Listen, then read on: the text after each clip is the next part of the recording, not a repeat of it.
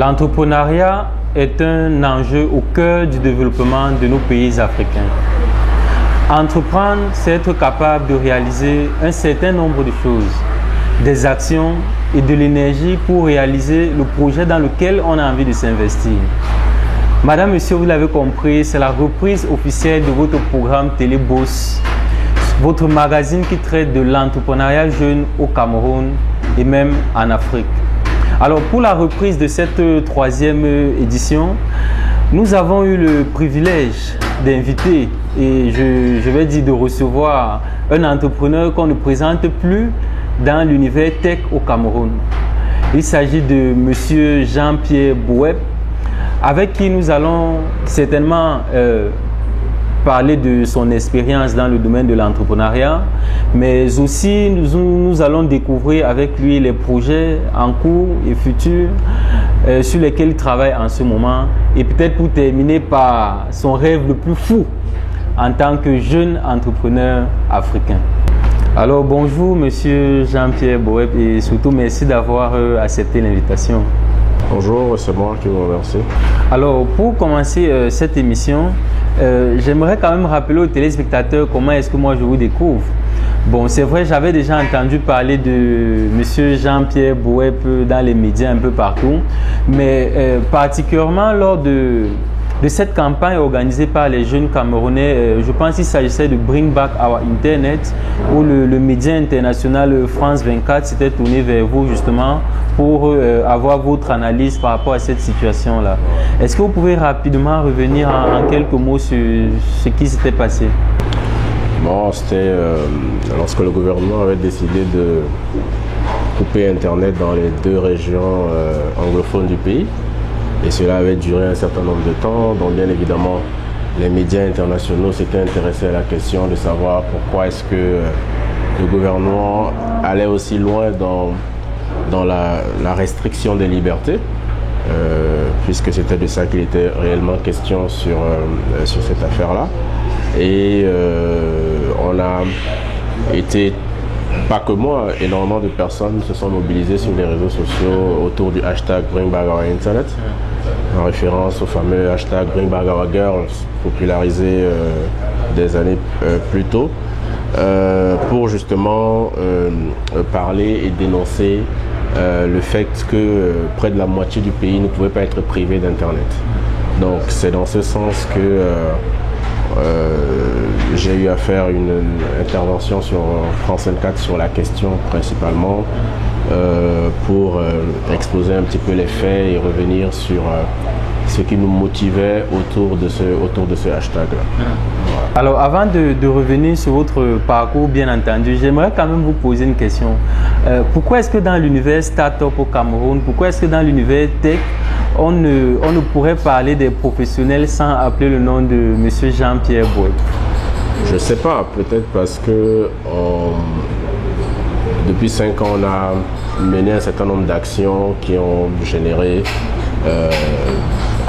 une relative visibilité autour de ça. Et donc par conséquent, parmi ces actions, on peut citer pas mal de formations faites dans le domaine notamment du digital, pas mal d'interventions, de séminaires, etc. Pas mal d'événements aussi en rapport avec cet environnement-là.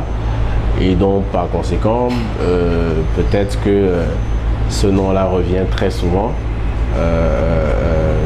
Mais en réalité, je dirais simplement que c'est un concours de circonstances qui fait en sorte que plus vous menez des activités en rapport avec votre domaine d'expertise, plus ces activités génèrent de la visibilité et plus la visibilité génère une sorte de halo autour de vous qui fait en sorte qu'on en parle. Alors justement, vous parlez de la formation. Il faudrait quand même rappeler qu'aujourd'hui, vous exercez également comme consultant pour des entreprises et même pour des jeunes startups. Alors pour arriver au niveau où on forme les autres, il faudrait préalablement d'abord bien se former soi-même. Cela est inéluctable. Je ne suis pas de ceux qui croient à cette approche. Je pense qu'on n'a pas forcément besoin d'être un expert pour transmettre ce qu'on sait. Il y a des gens qui ont, je veux dire, une aptitude naturelle à la transmission de quelque chose. Okay? Quelqu'un qui sait très bien cueillir des noix dans une forêt n'a pas fait un DBA en cueillette de noix. Il a appris au fil de l'expérience, il a acquis par différentes manières, l'observation, etc. Et s'il a des aptitudes à transmettre cela, il ne faut pas qu'il soit bloqué parce que simplement il n'a pas reçu de formation lui par rapport à ça. Donc moi je ne suis pas de ceux qui pensent que pour former des gens, il faut avoir été extrêmement bien formé, il faut avoir été dans les meilleures universités du monde. Je pense que pour former quelqu'un, il faut juste savoir réellement de quoi on parle, avoir une approche de formation, c'est-à-dire ce qu'on appelle une méthodologie de formation, et avoir des aptitudes humaines qui vous permettent de bien dispenser un savoir. Une fois que ces conditions sont requises, et bien évidemment, vous pouvez apprendre des choses aux gens. Après, nous avons des environnements ou des domaines qui sont beaucoup plus techniques, bien évidemment, qui nécessitent des connaissances pointues dans le domaine pour pouvoir espérer le transmettre. Mais en général, si on parle de la formation et de la transmission, je préfère appeler ça comme ça, la transmission du savoir au sens large, pas besoin d'avoir forcément fait Harvard pour ça. Alors, si j'ai bien compris, alors le jeune étudiant qui nous regarde en ce moment, qui a certainement dû développer au fil du temps, disons, des connaissances pratiques dans un domaine de métier, n'a pas forcément besoin d'avoir une certification qui va avec ou un haut diplôme qui va avec pour commencer à transmettre ces connaissances-là aux autres. Ce n'est pas ma philosophie et ce n'est pas mon approche. Moi, je pars du principe que le jeune étudiant peut m'apprendre quelque chose que je ne sais pas forcément. Alors, si je reste dans la posture que j'attends de lui, qu'il ait été dans la plus haute université du monde et décroché le plus haut diplôme du monde pour qu'il vienne m'apprendre ce qu'il sait, je serai déjà mort avant qu'il ne le fasse. Je pense que c'est une approche très francophone et très francophile. Basé sur le diplôme, basé sur la reconnaissance, etc. et non basé sur le savoir. Aujourd'hui, on est dans un environnement qu'on qualifie d'économie du savoir dans la mesure où tout le monde aujourd'hui peut tout savoir. Il suffit d'aller sur Google, vous pouvez avoir accès à 1 milliard d'informations. D'accord ? Après, bien évidemment, il faut pas juste qu'on se méprenne et qu'on se comprenne mal. Je ne parle pas du savoir technique qui, lui, nécessite un certain nombre de prérequis. D'accord ? Je parle de la nature de la transmission de ce savoir-là. D'accord ? Il y a des gens qui ont plus d'aptitude à transmettre un savoir que d'autres. Okay ? Même vous, étant étudiant, vous avez des professeurs qui vous captent plus que certains qui vous ennuient. Bien évidemment, ce n'est pas que l'un ou l'autre n'ont pas le savoir, c'est qu'il y en a un qui peut mieux vous le transmettre avec plus d'énergie, plus de passion, plus de vie qu'un autre. Et je pense que ça, c'est des trucs qui ne s'apprennent pas forcément et qui sont naturels chez certaines personnes. Et ce serait dommage d'attendre de ces personnes-là qu'ils aillent aller chercher le plus gros diplôme pour pouvoir faire profiter ou bénéficier à des gens de ça. Voilà. Comment est-ce que vous avez débuté de Jean-Pierre Boueb sur les bancs de l'école jusqu'au consultant international que vous êtes aujourd'hui? Alors, mon parcours, j'ai l'habitude de dire que c'est un parcours classique. Je n'ai pas fait de miracle dans ma vie. J'ai eu un bac L, ensuite je suis allé faire des études. Je voulais faire des études de cinéma parce que je suis passionné de cinéma et de réalisation cinématographique, mais à l'époque, j'ai pas trouvé d'école qui me satisfaisait dans ce sens. Et donc, un peu malgré moi et par dépit, je suis allé faire une formation en communication publicitaire parce que j'ai aussi un côté créatif et j'aime bien la création publicitaire. Donc, après cette formation en communication publicitaire, j'ai poursuivi un cursus master en marketing et ensuite en management de projet. Et plus récemment par un MBA en Business and Entrepreneurship, notamment dans le cadre du programme YALI, on va peut-être y revenir. Donc après mes études, j'ai commencé ma carrière professionnelle dans des agences de com, puisque j'ai un background en communication publicitaire. J'ai travaillé, je pense, 2-3 ans en agence de com. Ensuite, mon entrée dans le numérique, dans le digital, se fait par le pur des hasards, puisque je suis recruté à l'époque au Sénégal par une entreprise française qui s'appelle Sounesa et qui développe en Afrique des projets sur la dématérialisation des contenus audiovisuels. Donc je suis recruté comme manager opérationnel en communication. Et donc c'est vraiment dans cette entreprise que j'entre pleinement dans l'univers du digital que je ne connaissais pas et que j'apprends, que je me fais former, etc., etc. Et donc quand je pars de là, toutes les autres missions que je vais avoir dans différentes autres entreprises vont toujours tourner autour du marketing et des contenus numériques. Donc promotion des contenus numériques, vente en ligne, développement de plateformes de e-commerce, etc., etc., etc.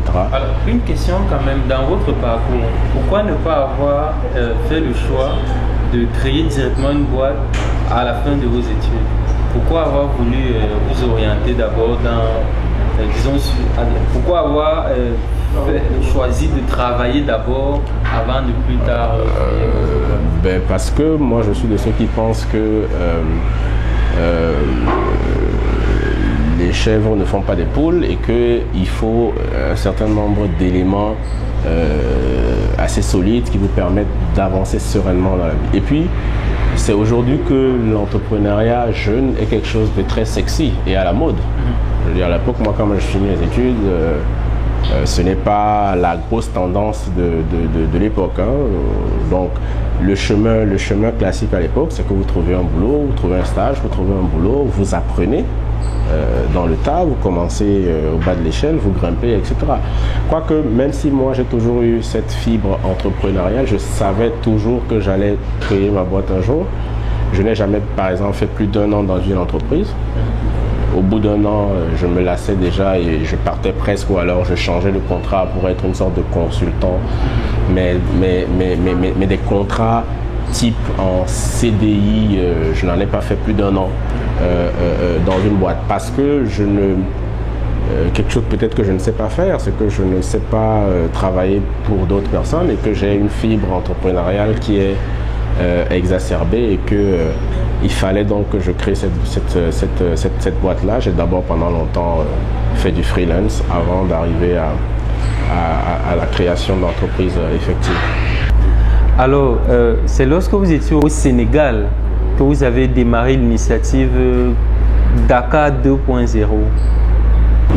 Oui, avec un ami qui s'appelle Aboubakar Sadir Diaye qui est à l'origine de l'initiative, même si j'ai rejoint moi le projet un peu par la suite.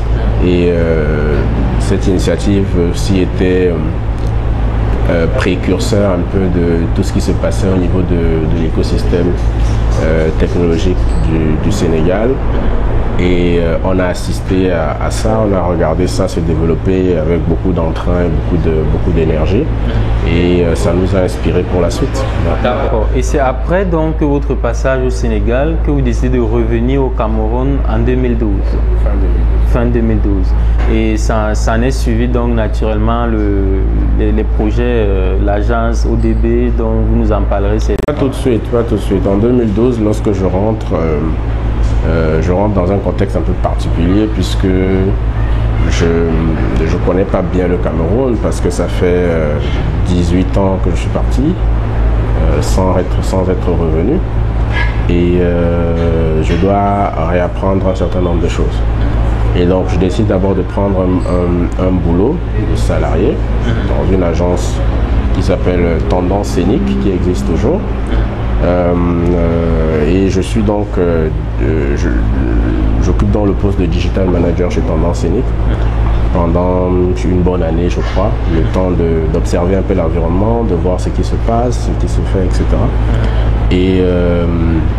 Et c'est au bout de ces 1 an-là que... Alors, pendant que je suis en tendance, je vais quand même lancer un projet qui s'appelle Ma Pause Digitale. Ma Pause Digitale. Ma Pause Digitale, c'était des premières rencontres autour des technologies numériques, rencontres mensuelles et répétitives autour des technologies numériques au Cameroun. On va en faire plusieurs éditions entre 2013 et 2015. Avant donc de démissionner de chez Tendance Scénique et de lancer ODB Pulse qui va donc initier toute la série de projets et de formations en rapport avec le marketing digital. Alors, il me semble que vous êtes aussi à l'initiative du projet La Nuit du Web. Oui, La Nuit du Web, c'est un projet que j'ai pensé dès 2013, je crois, mais dont la première édition a eu lieu en 2017, mais en tout cas c'est un projet vieux dans les tiroirs. La Nuit du Web, c'est la première, ce sont les premiers awards dédiés aux acteurs du digital camerounais. Donc l'année passée, nous avons récompensé environ 11 acteurs dans différents domaines, meilleurs blogueurs, meilleurs community managers, meilleure initiative digitale, etc., meilleure transformation digitale de l'année, qui a été attribuée à EcoBank l'année dernière. Et voilà, et là nous préparons la deuxième édition. Mais on peut se demander quand même comment un jeune entrepreneur parvient à mettre sur pied un projet aussi costaud. La volonté. Moi, je suis quelqu'un de très déterminé. Et quand j'ai envie de faire quelque chose, je ne pense pas forcément toujours à ce qui bloque, notamment l'argent. Et je produis déjà le concept et je vends le concept en cours de route.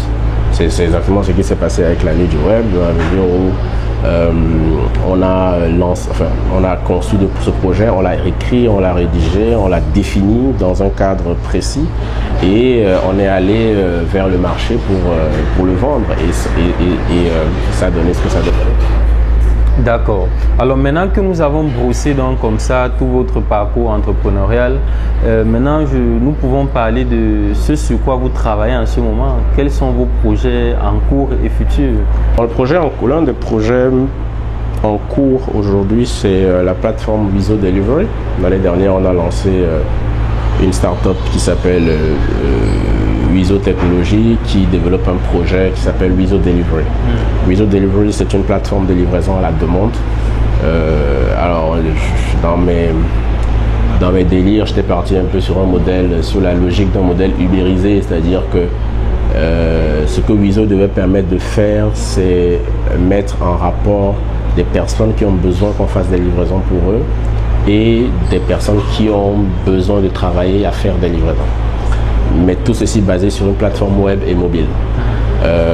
Dans un modèle ubérisé parce que je ne voulais pas que les livreurs soient mes salariés.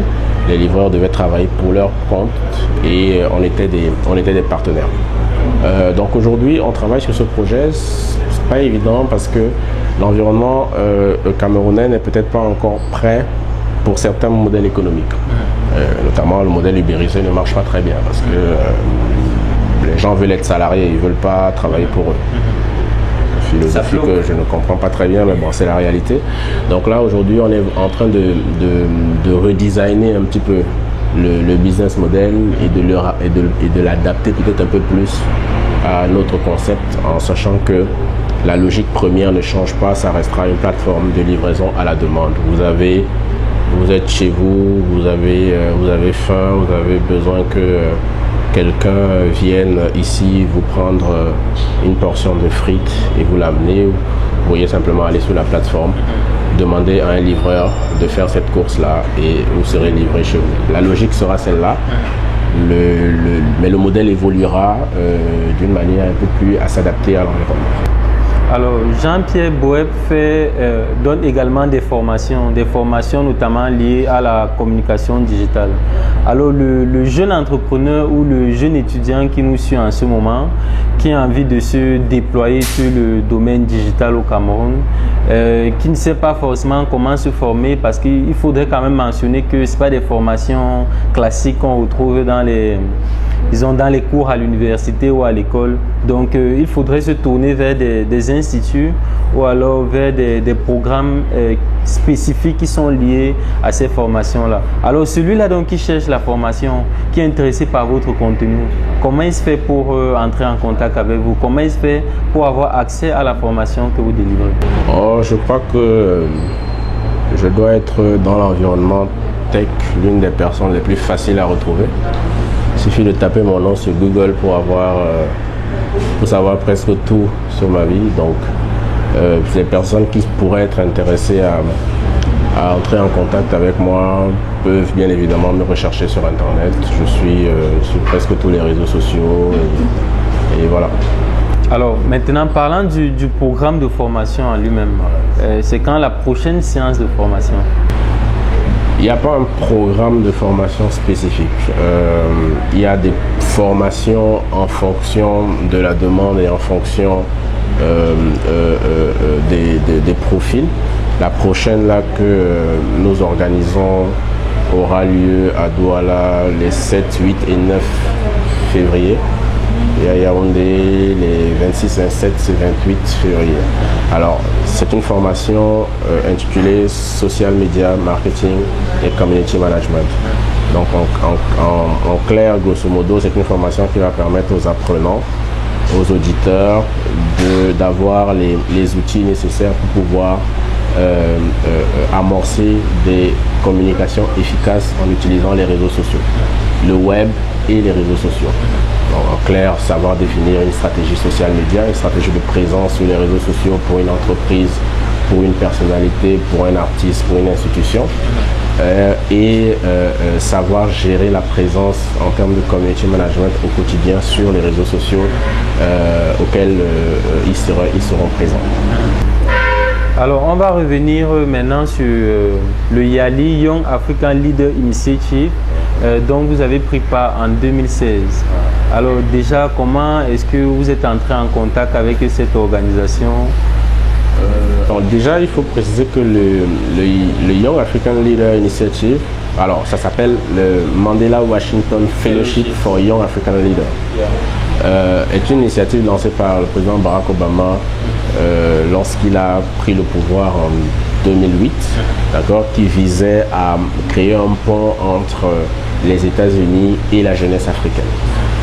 Parce que très soucieux des questions liées à la jeunesse africaine, au développement de la jeunesse. Il a donc mis ce programme-là qui chaque année contribue à réunir aux États-Unis 1000 jeunes Africains venant de tous les pays d'Afrique pendant 2 mois pour suivre des formations sur différents domaines.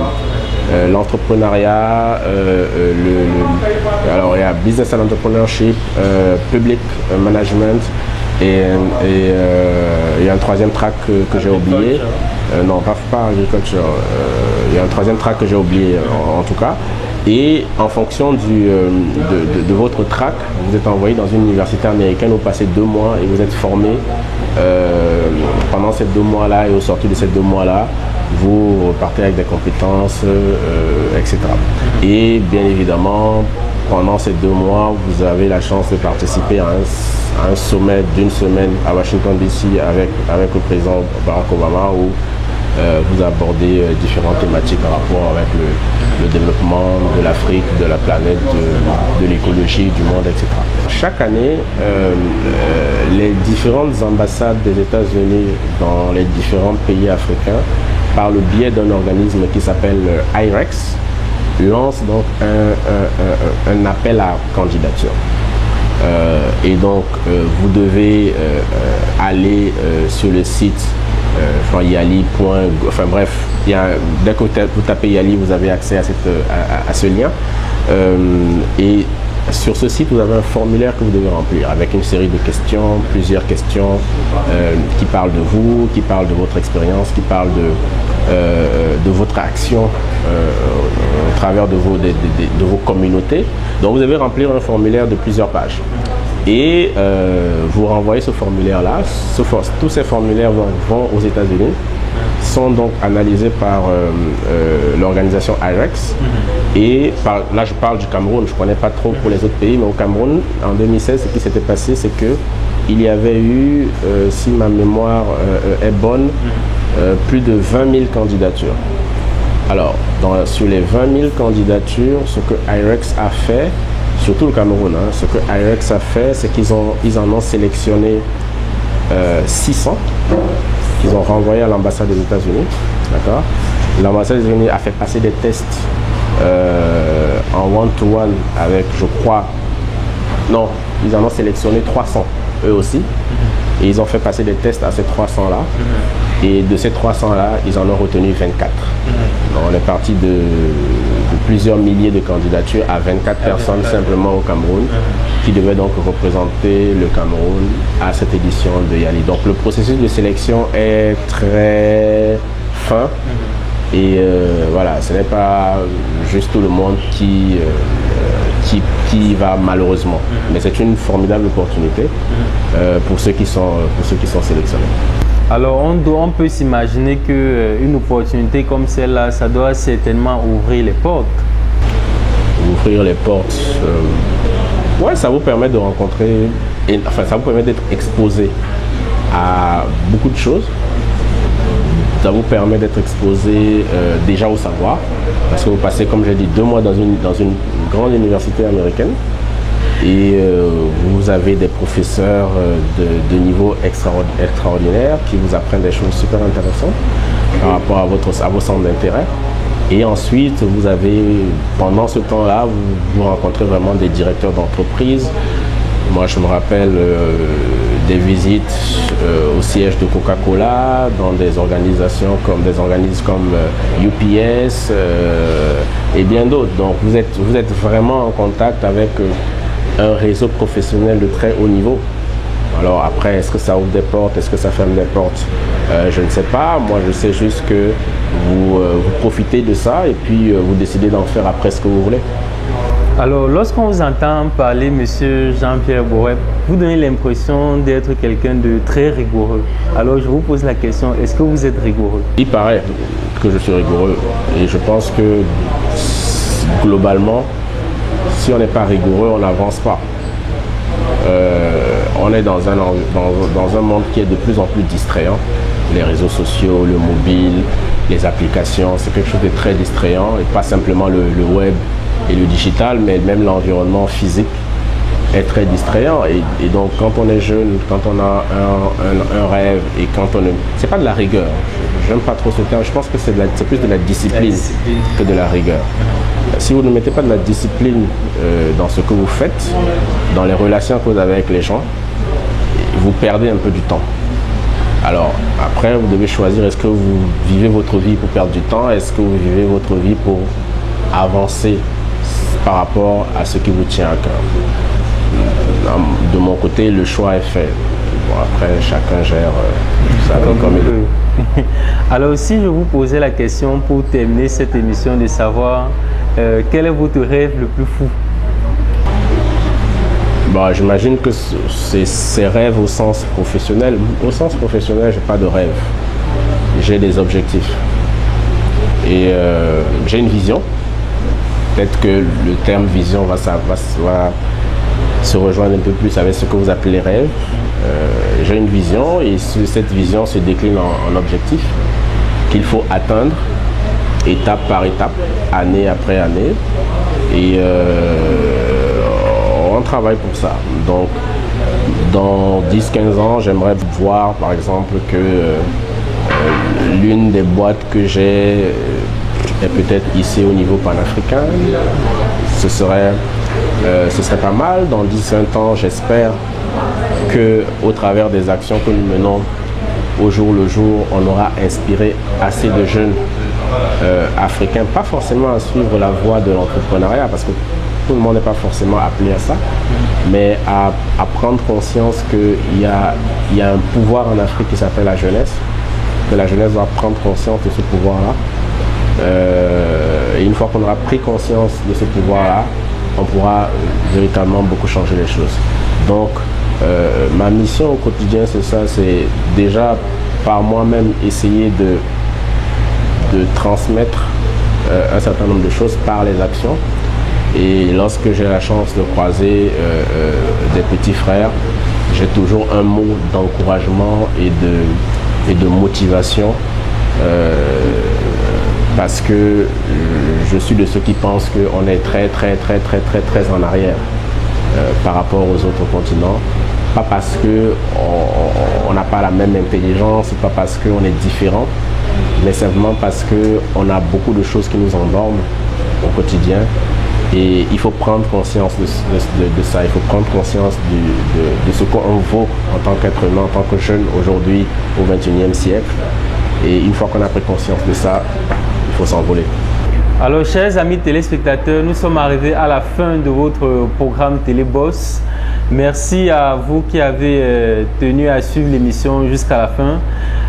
J'aimerais habituellement terminer cette émission en remerciant quelques personnes. Tout d'abord à Paul Lagriffe-Côte qui a été aux commandes ce jour. Je tiens à remercier également Monsieur le directeur Hippolyte Teke. Je tiens à remercier le grand docteur Fancho, à Monsieur Vianney Metomo également, à Monsieur Akou, notre conseiller personnel. Merci à Mayus. Merci également au Fast Food Le Pop, situé à Lopom, qui a bien voulu nous prêter son local pour la réalisation de cette émission. À la prochaine.